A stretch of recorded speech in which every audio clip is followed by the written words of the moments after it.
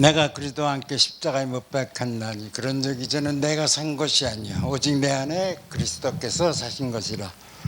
내가 이제 육체 가운데 사는 것은 나를 사랑하사 나를 위하여 자기 자신을 버리신 하나님의 아들을 믿는 믿음 안에서 사는 것이라. 아멘. 하나님 아버지, 세상이 너무나 어지럽습니다. 종말이 가까웠습니다. 이 나라를 보아도 악의 세력이 얼마나 강한지, 전 국민을, 하나님의 주의 백성들을 모조리 하나님 죽이려는 것 같이 죽이고 마구 짓거리며 오만하게 떠들며 죄악을 행하는 자들이 다 참아나나이다. 그들이 주의 백성을 짓밟으며 주의 소유를 공고하게 하며 과부 하나를 죽이며 과들을 살해며 말하기를 여호와가 보지 못하며 야곱이 하나님이 알아차리지 못하나이다 하나이다. 하나님, 이 나라를 지켜주시고 주의 백성을 보호하여 주셨어. 마지막 때 하나님의 영광이 온 천하에 온 세상에 퍼지게 도와주시옵소서. 예수님의 이름으로 기도합니다. 어느 분이 이런 말씀을 하셨어요.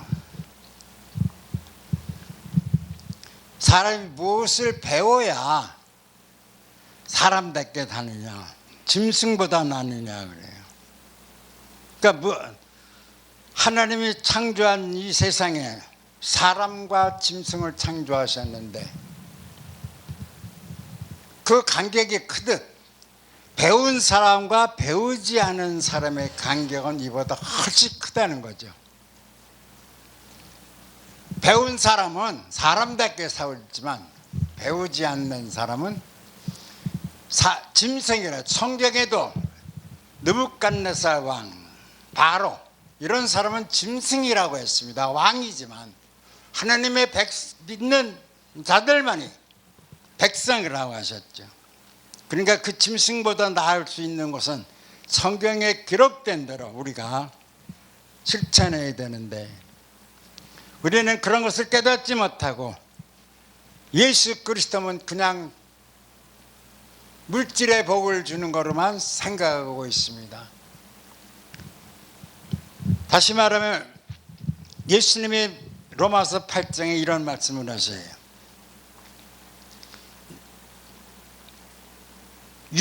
영은 생명이요 육은 사망이라고 하셨습니다. 육신에 있는 자들은 육신의 일, 영에 있는 자들을 영의 일을 생각하느니 육신에 있는 생각은 사망, 영의 생각은 사망이라고 하시며 육신에 있는 자들은 하나님을 기쁘시게 할 수 없다고 하셨습니다. 이와 같이 요한복음 6장 63절에 내가 말하는 것이 영이여 생명이라 육은 무익하다 이렇게 말씀하셨는데 우리는 육의 일에 먹고 사는 것에 힘쓰고 있습니다. 성경 말씀만이 영과 혼이 인간을 창조하셨을 때 영과 혼은 떨어져 있었죠. 짐승은 혼만 있습니다. 우리도 하나님이 창조하실 때 생명을 우리 코에 불어넣으셨던 것 같이 우리의 삶에서 영을 빼면 혼이 있죠. 그건 짐승이 되는 거예요. 성경 말씀에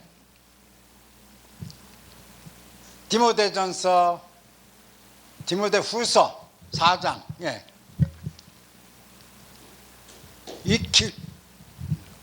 성경은 모든 사람을 교육하기에 유익하다고 하셨습니다. 그런데 그 성경에 그것을 한번 디모데전서 1장 5절에서부터 말씀하시기를 이 교훈의 목적은 청결한 마음과 선한 양심과 거짓이 없는 믿음에서 나오는 사랑이거늘 사람들이 이에서 벗어나 헛된 말에 빠져 율법이 선생이 되려 하나 자기가 말하는 것이나 자기가 확증한다 깨닫지 못하는 도다 말씀하셨어요.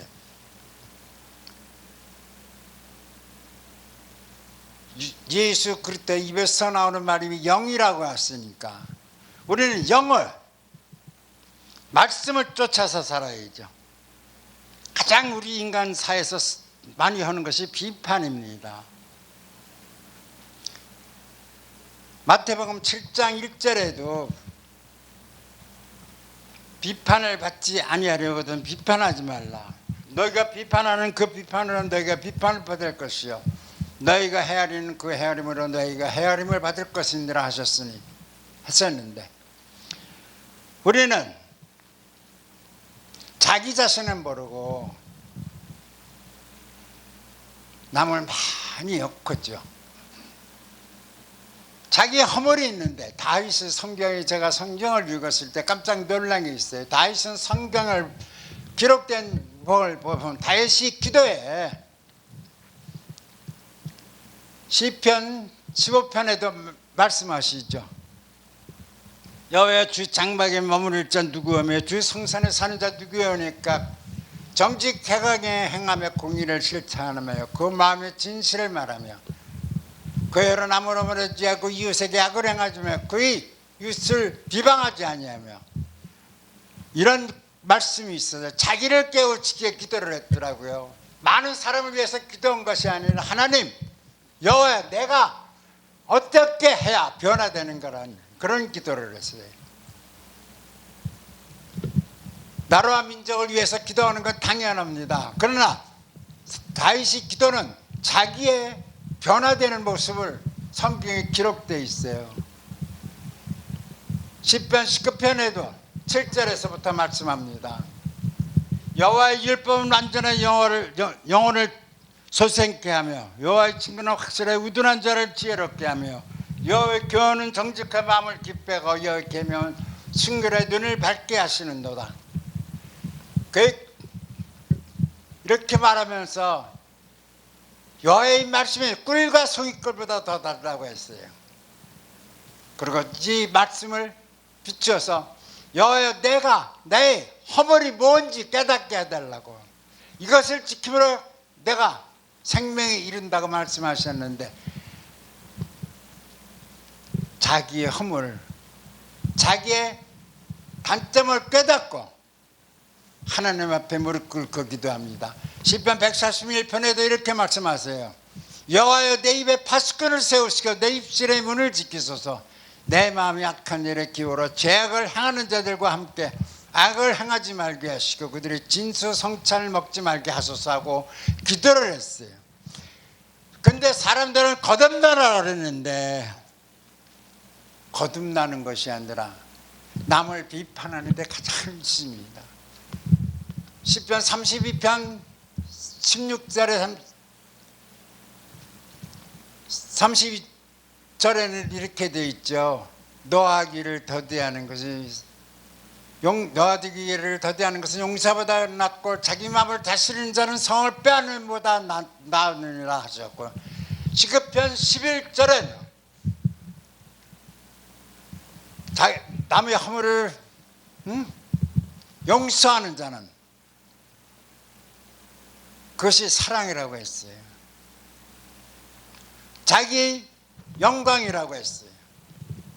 내 자신이 변해져서 세상 사람들이 저 목사, 저 권사 그럴 때는 저 사람은 정말 예수님이 믿는 자답다고 하는데 성경의 말씀하는 것은 세상에서는 말씀에 많은 예화를 드는데 성경에 보면 예수님께서 비유로 말씀한 것이 너무나 많아요. 저는 나 허물을 깨닫기 위해서 기도를 합니다. 그래서 어제 아침에서부터 오늘 아침에도 기도를 하면서 어떻게 하면 남에게 은혜를 끼칠까 이 생각을 해서 내 허물을 고쳐야 되겠다 생각했죠. 그래서 시편 16편 24절에 그래요. 선한 말은 꿀성이 같아서 마음에 달고 뼈에 양약이 되느니라 하셨어요. 그럼 어떻게 선한 말을 할 수 있을까요? 남을 비판하기보다 용기를 주고 칭찬해서 일어나게 하고 단점을 고치도록 이끌어주는 것. 절망한 자에게 희망을 주는 이야기. 자기 단점을 고치기 위해서 결심하여 사탄아 물러가라 하는 그러한 결심을, 말씀을 실천하는 거죠. 성경의 말씀을 보면 이 비판하지 말라는 말씀이 엄청 많은데요. 야고보서 4장 12절 13절에도 그렇게 되어 있어요. 형제들아 서로 비방하지 말라. 형제를 비방하는 자는 형제를 판단하는 자는 곧 율법을 비방하고 율법을 판단하는 것이라. 내가 만일 율법을 판단하면 율법의 준행자가 아니요 재판관이로다. 율법자와 재판관은 오직 한 분이시니 능히 교훈. 율법자, 이런 율법, 하나님은 율법자를 밥을 만드신 분이에요. 그런데 형제를 비방하고 형제를 판단하는 율법을 판단하고, 내가 만약 율법을 판단하면 율법의 준행자 아니요 재판관은, 입법자와 재판관은 오직 한 분이시니 능히 구원하기도 하시며 멸하기도 하시니 너는 누구기에 이웃을 판단하느냐, 이렇게 되어 있어요. 야고보서 5장 4장 6절에 이렇게 말씀하셨어요. 내 형제들아 서로 원망하지 말라. 그래야 심판을 면하리라. 보라, 심판주가 문 밖에서 계시니라. 우리가 나이가 먹으면 언젠가 고향으로 갑니다. 한 사람은 생명의 부활로, 어떤 사람은 심판의 부활로 나오는데 그 이후로 행한 대로 하나님이 고쳐주신다고 그랬어요. 또 말씀하시기를요, 내 말로 의롭다 함을 받고 내 말로 정죄함을 받으리라고 그랬습니다. 우리는 이 땅에 살면서 수많은 말을 하는데, 오늘 아침에 옛날에 적었던 것을 이렇게 보면서 깜짝 놀랐어요. 용서보다 앞서는, 용서가 사랑보다 앞서야 된다고. 용서를 못하는 거, 남을 비판하는 거는 자기의 피해의식이 있어서 그래요. 남을 용서하고 싶어도 그 받은 피해 때문에 다 상해가지고. 그런데 그것을 고치려면, 비판을 하지 않고 자기 마음을 고치려면 자기 자신이 상처 입은 걸 적어보는 거예요. 그래서 그에게 편지를 쓰는 거예요. 그 다음에 근데 그것을 보내면 안 되죠. 그것을 읽어보고, 아, 내가 이렇게 하면 상처를 안 입는구나. 다 상처를 주고 상처를 입습니다. 저쪽 사람도 상처를 많이 입고 이쪽에도 상처를 많이 입고, 부부도 그 사이가 있어요. 그래서 용서하는 법. 그래서 마태복음 6장 15절 16절에 그랬죠. 사람이 형제의 잘못을 용서하면 하늘 아버지께서 너희 잘못을 용서하시리니와, 너희가 만일 사람의 잘못을 용서하지 않으면 나도 너희를 용서하지 않는다고 했어요. 용서가 서로 앞서는 거거든요. 그를 보고 불쌍히 여기고. 그래서 에베소에서도 그랬어요. 그런 적 그런 적 서로 비방하지 말라고. 율법이 우리 율법이 거기에 이런 말씀이 있어요. 무릇 더러운 말은 너희 입밖에도 내지 말고 오직 덕을 세우는데 소용되는 대로 선한 말을 하여 듣는 자들에게 은혜를 끼치게 하라. 하나님의 성령을 근심하게 하지 말라. 그 안에서 너희가 구원의 날까지 인치심을 받았느니라. 너는 모든 악독과 노함과 분냉과 떠드는 것과 비방하는 것을 모든 악에 버리고 서로 친절하게 하며 서로 용서하기를, 하나님이 그리스도 안에서 너희를 용서하신 것 같이 하라. 불쌍히 여기고, 자기가 상처 입은 것만큼 상대방도 받았으니까 불쌍히 여기는 거. 저 사람도 뭐가 불평이 있겠지 나에게.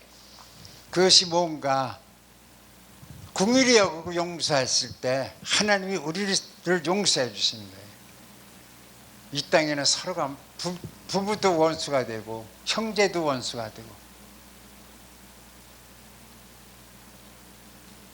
하나님의 말씀이 없어서 그래요. 로마서 8장